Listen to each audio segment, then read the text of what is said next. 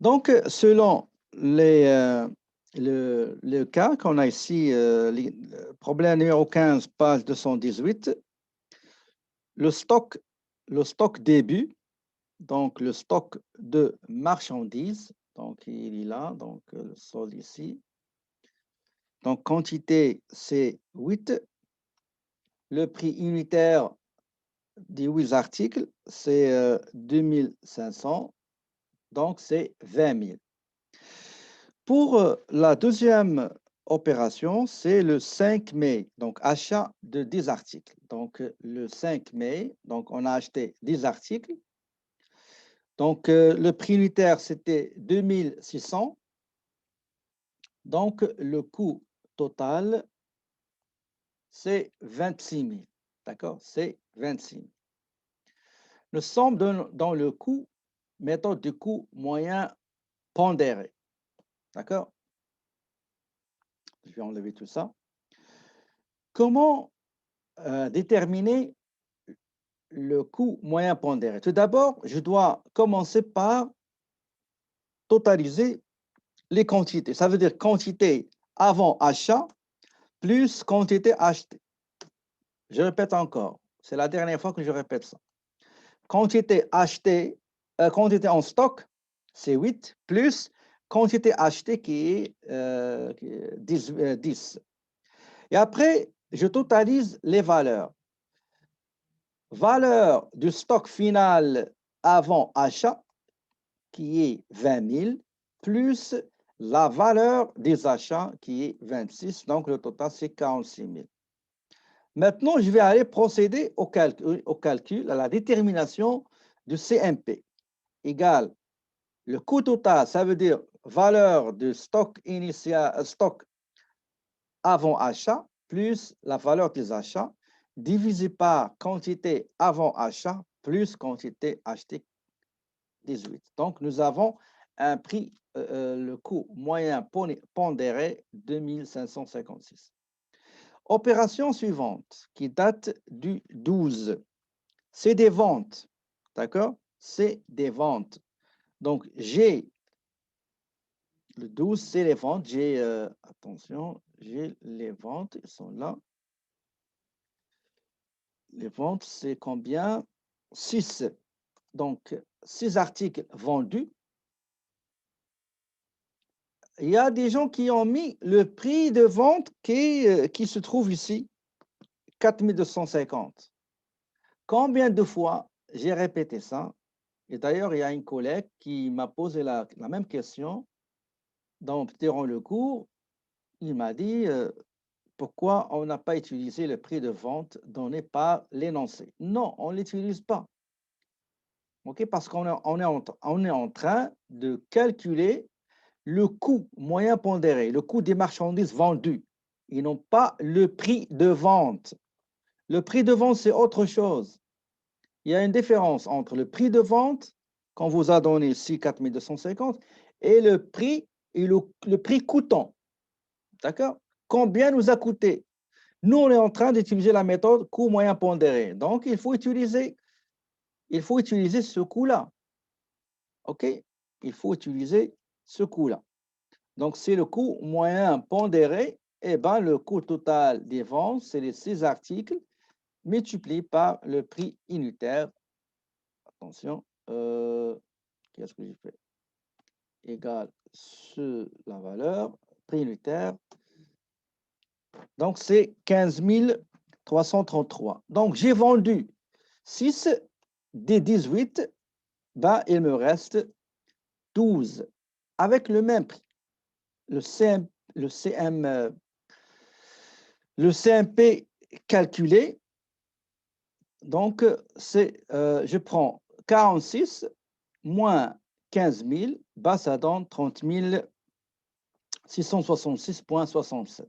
D'accord? L'opération suivante, du 18, il y a achat.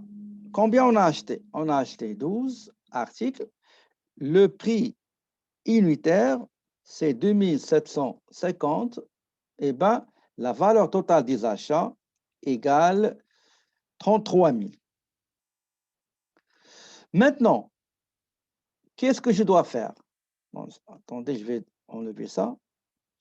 La première chose, je dois déterminer le total des quantités qui seront en stock, c'est-à-dire 12 quantités avant achat, plus les quantités achetées. C'est 24. D'accord? Donc, c'est 24 articles.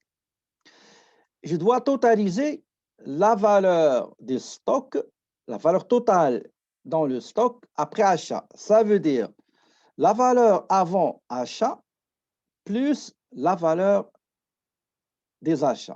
Et ça me donne 63 666,67. Maintenant, je dois calculer le coût unitaire, le coût moyen pondéré. D'accord? Donc, égal la valeur totale des quantités avant achat plus quantité achetée, leur valeur, divisé par le total des quantités en stock plus les quantités achetées. Et nous avons le 2652,78. Maintenant, pour les ventes de 27. Donc, 27, on a vendu 14. Le prix de vente, je dis le prix de vente, c'est celui qui est écrit ici, le 4400. Mais nous, on n'est pas concerné par le prix de vente. On est en train de calculer le coût, le prix coûtant. Combien ça nous a coûté ces 14 articles? Ils nous ont coûté ce CMP. D'accord? 2652,78. Donc, le total des ventes, c'est celui-là. Et il me reste 14, bien sûr, avec ce prix-là. Donc, 26 527. D'accord? On va calculer, on va remplir et déterminer pas mal d'éléments ici. Donc, les ventes, regardez les ventes, égale 6 articles vendus à 4250 plus les 4250 et tout ça, c'est ça ce qu'on appelle le prix de vente. On ne va pas l'utiliser dans le tableau, dans la fiche d'inventaire. Donc, nous avons vendu 6 articles et 14 articles, donc 14 articles à 4400. Donc, c'est 87 100. Qu'est-ce que j'ai fait ici?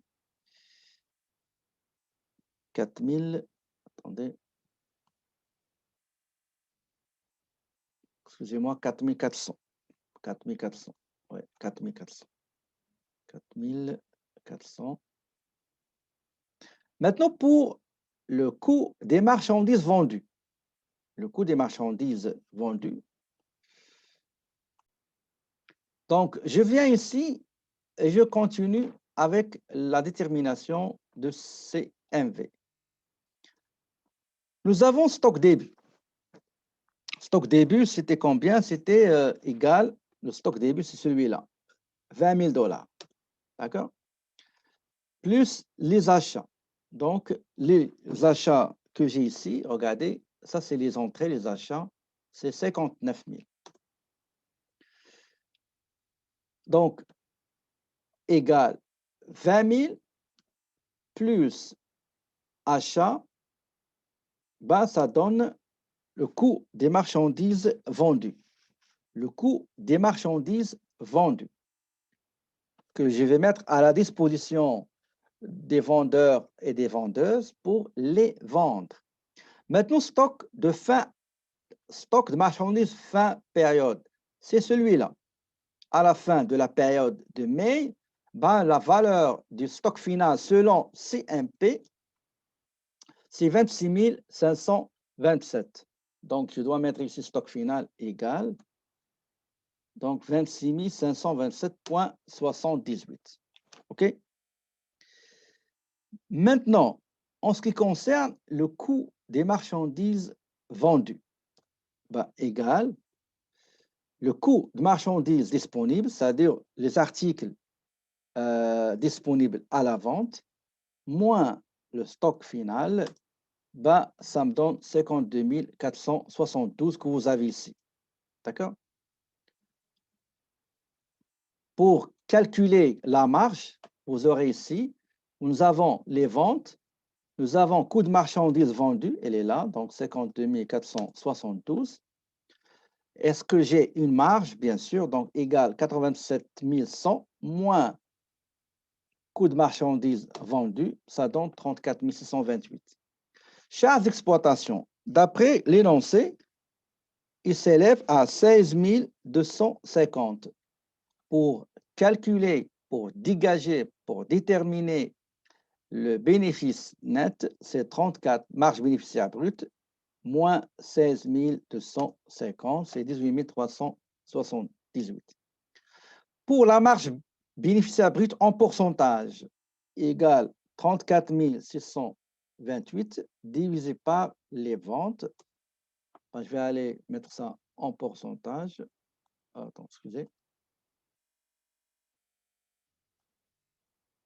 C'est à peu près 40 dollars, 40%, pardon, 40%, c'est la marge. Ça veut dire que sur les ventes, ben, j'ai gagné, j'ai pu dégager une marge bénéficiaire brute 39 dollars, 40%, 40% de marge bénéficiaire. Mais généralement, on se fait toujours à cette marge, il faut toujours voir après déduction des charges. Okay? Donc, voilà, ça c'est la correction du cas de la problème numéro 15 concernant le coût moyen pondéré. D'accord? Est-ce qu'il y a des questions, s'il vous plaît?